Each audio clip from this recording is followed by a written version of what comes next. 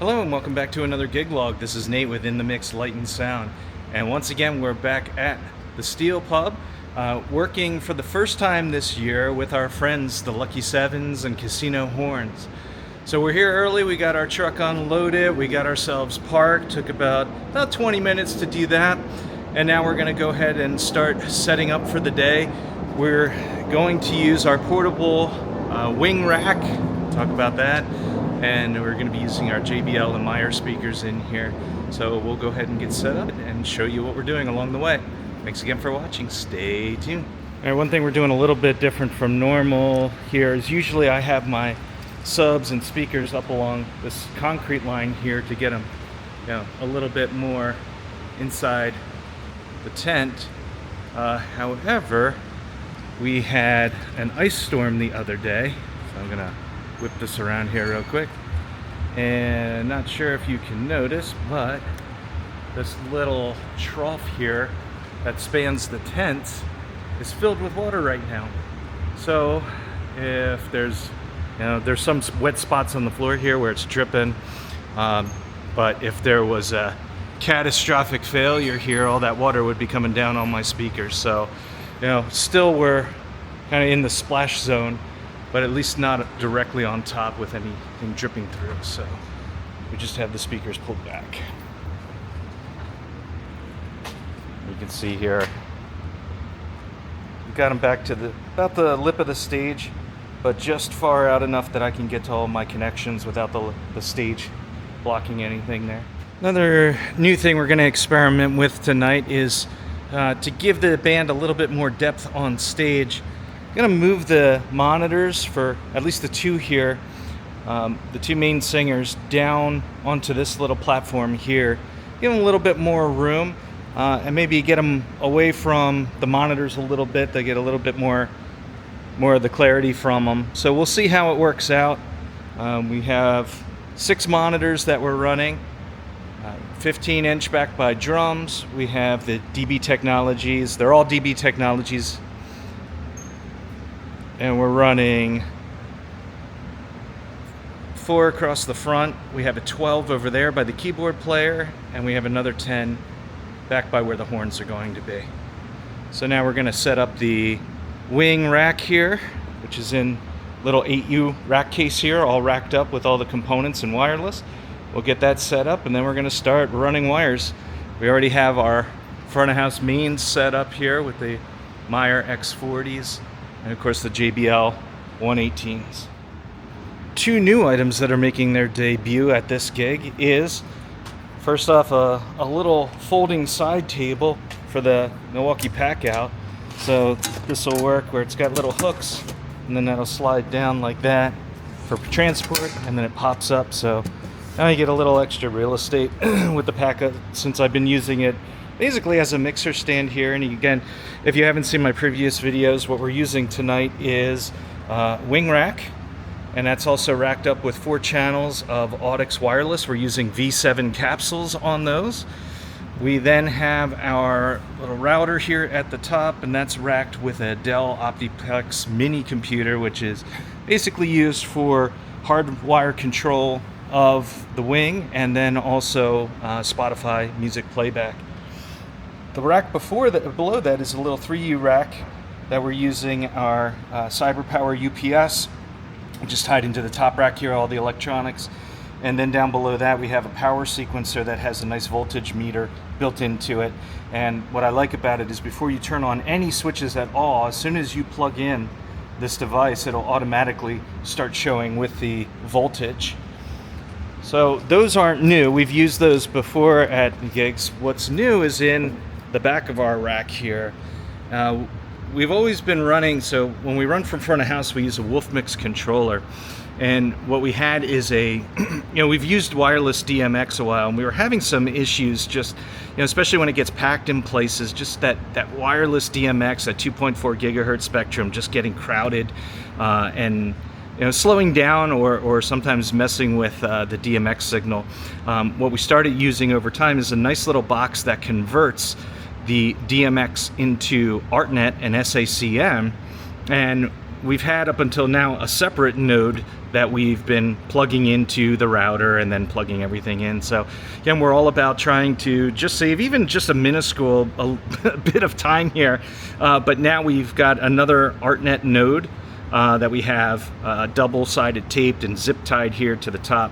So now we can just come right out with our DMX. It's already plugged into power, plugged into the router there. And then we can run our DMX lines from here. Tonight we're going to be running wireless DMX, but with it being side staged now with the main transmitter for that wireless DMX, we haven't had any issues. And while I'm back here, again, if you haven't looked at the previous videos, we'll start at the bottom here. We have a convenience outlet, or actually this power strip here has 6 outlets. It's a 20 amp rack mount. And it has a voltage and amp meter and everything built in here, so I'll show later on once I get it plugged in what that looks like. And then we have our DN16O, so we're using this for all of our outputs tonight from the wing rack. And we just have that connected via DMX cable here going into the stage connect, and we'll be running all of our monitors and then our main outs right from there. Up top we have our wing rack, and we have a shallow depth rack. This is about 12 inches deep, or they call it like a medium depth, and that allows us to have easy access to the inputs here for the wing rack. Up above that, of course, is the back of the Audix wireless, and then we just have this little USB light here, which you'll see in a little bit, just to keep things illuminated back here so we can see what we're doing. And then at the very top we just have another rack mount power strip there for just some convenience outlets. On the front you may see that we have a little touchscreen monitor plugged in here. So we just have it pre-wired with some cables that are coiled up in the rack, and then we pull them out and plug in.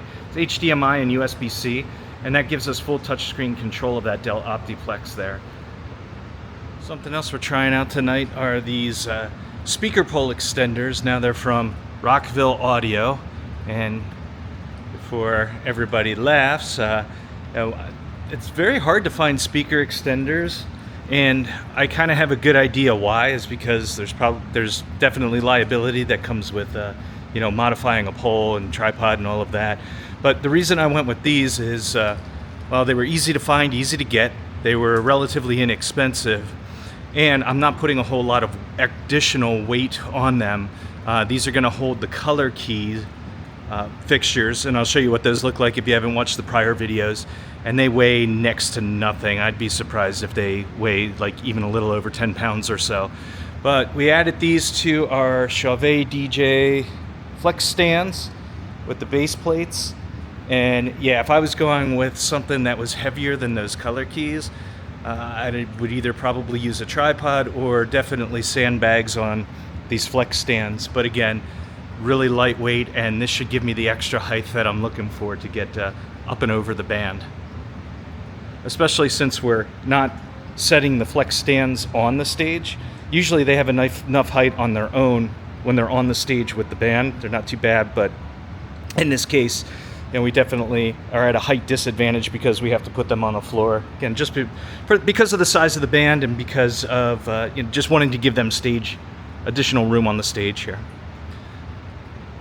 Alright, so we're about an hour into our setup, and that includes unloading the truck and parking, and we've got the majority of our setup ready to go. So we've got our monitors run, we've got signal to the mains are set up, we even have the lights set up there in the back, and you can see them there with the color keys on.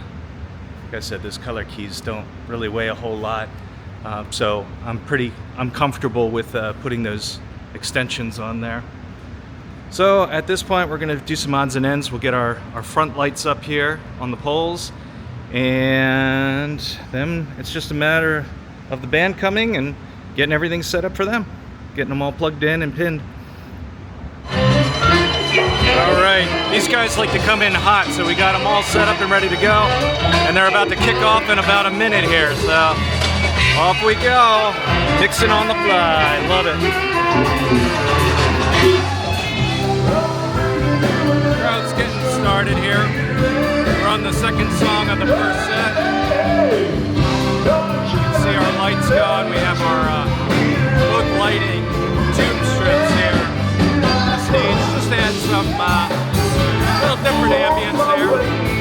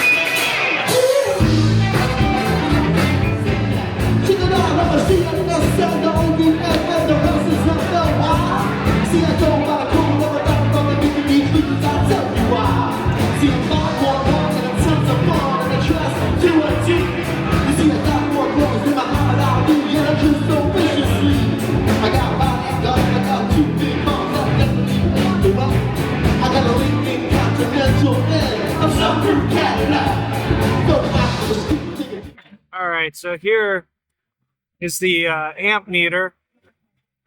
Can't tell on the small screen if it's in focus or not. You can tell the power draw there. So, 1.25 amps. We'll try and come up here while the band is going full force and see what it ends up looking like here. But here's how we ended up on stage with everybody patched. So, we've got keys over here plugged into the Whirlwind DI box. And also in there is a wireless that the saxophone player brought. So we'll capture that on this side. In the back here, we've got the saxophone, again with his wireless. Not sure what the brand is. Looks like it's a Nuck brand. I've heard of them before. Get a lot of good reviews from what I understand. And then back here, we have the trumpet player who's running through an SLXD and the Shure Beta. Little clip-on. Now, the reason we have the 57 kind of dead-ended back here is because when he's standing back here, he likes to have this trumpet shield on. So this is purely just for the shield. That's it. That's all this mic stand is for. Then we've got the drums, which is just kick, snare, one rack tom, one floor tom. Pretty straightforward there. And we have the hi-hat mic'd as well. We've got some uplighting, which are Chauvet Easy Link battery-powered bars. And we have those both color strips here, which are also battery-powered and wireless DMX. So just kind of a standalone lightsaber here we've been playing with. You can see the color keys here. And I'm really happy with the extensions on these. It gets them to just the right height now, where it can wash the stage really well and look pretty good in the background. So really happy with those extensions here on the Chauvet Flex stand. Took me a second. I had to remember what it was. Then over here we got bass, and it's just a simple DI out. Catch there. Got 57s on the percussion. And then we have a Sennheiser 906 on the guitar cab. So that's our inputs for tonight. And again, we've got everything plugged into the wing rack. And it was great because I could just go through and it didn't really matter how I patched things in the back here. I could just reroute however I want it right on the rack. Kind of just drag it right in there, tap it. Real simple. My little tray here on the side is working out well. We got it holding the wireless and our battery trays. So always nice to have an extra table. Close our mic case there. I don't like leaving that kind of stuff open. So this is the break in between the first and second set. And the crowd has rolled in. You scroll up here.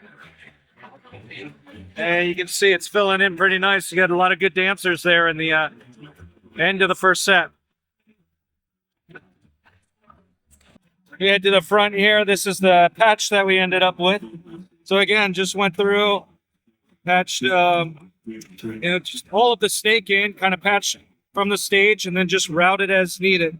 So local 21 through 24 are always patched to the RF vocals because they're racked in here.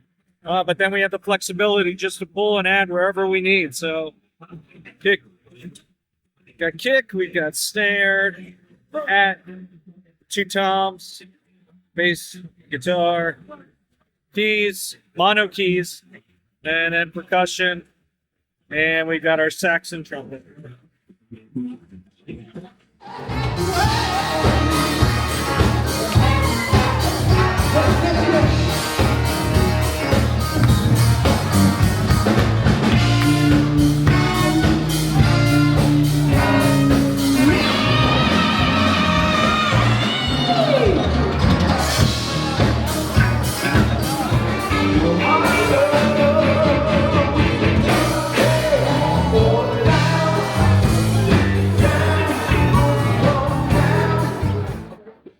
Now on break number 2, one more set to go.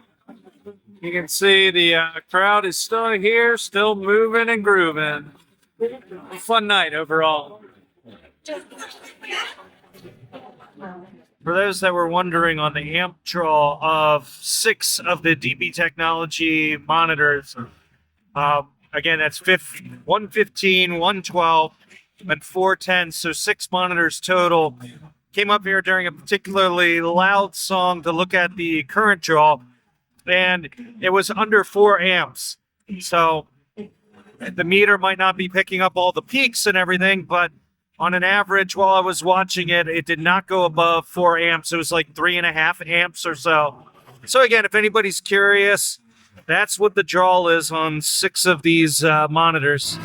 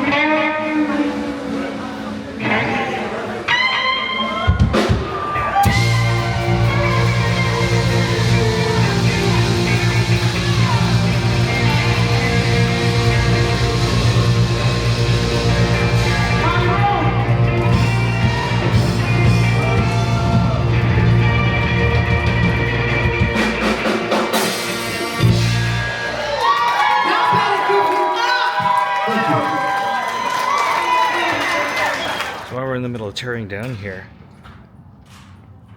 Something cool is that these extenders fit right in the case. Alright, and that'll do it for this gig log. So all the new purchases worked out well. The little side table's a nice convenience, and those little speaker extenders definitely work well for the color keys. And how nice, there's actually enough room in the color key cases to keep those little speaker extenders. So that's what we're going to use from now on to get the additional height. Everything else went really well. Lots of compliments tonight. Gave out a couple cards too, so we'll see what comes of that. But that said, we are on our last load here. So thanks again for watching. Really appreciate it. Love to see your comments. Please like, subscribe if you haven't subscribed already. And with that, on to the next one. Thank you.